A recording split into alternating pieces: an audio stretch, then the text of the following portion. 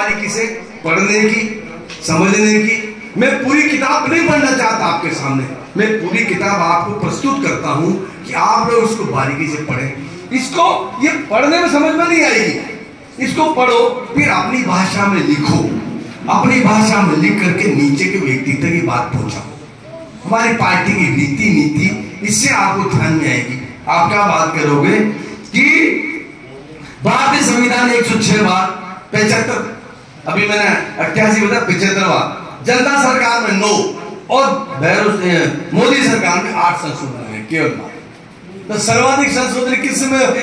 कांग्रेस के समय, लंबा समय रहा उनका, और धीरे एक उससे ये मजबूत होते चले गए, उससे मजबूत होते चले गए। लेकिन हमने जो भी संशोधन लेके आए हैं, चाहे 3 तलाक का है, चाहे 370 का है, चाहे संविधान के हमने इसका संशोधन का है, ये सब बातें, चाहे आपातकाल का है, आपातकाल में रोक लगाने का काम ही हमने किया कि संविधान का दुरुपयोग नहीं होना चाहिए, तुरंत लेने का काम किया।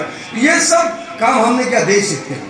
कांग्रेस ने किया एक परिवार का हित का काम, ये समझने की बात। और बाबा साहब ने जो काम शुरू प्रारंभ से किया, उनकी एक एक बात को सामने रखना, उनका सम्मान बना रहे, उनकी बातों को नीचे तक पहुंचाने का काम ये हमारी नरेंद्र मोदी सरकार ने किया। बंधुओं, मैं यही निवेदन आप सब लोगों को करना चाहूंगा। गोष्ठी का मतलब तो वैसे ये होता है, गोष्ठी का मतलब ये नहीं कि मैं भाषण देता जाऊं तो सुनते जाओ, लेकिन मैं तुमसे भी पूछूं, बोलो भाई नरेंद्र, आप हम बाबा साहब के बारे में क्या जानते हो? बाबा साहब का जीवन शिक्षा कहाँ हुई? बाबा साहब का कैसा जीवन रहा? संविधान में ऐसी कौन कौन सी बातें उसने ली?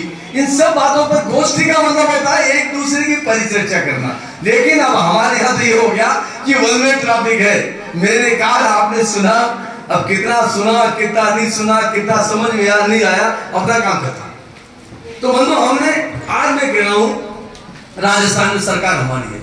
आज भजन लाल जी का 2 बार का बजट आया है, पूरे राजस्थान में एक ऐतिहासिक बजट है।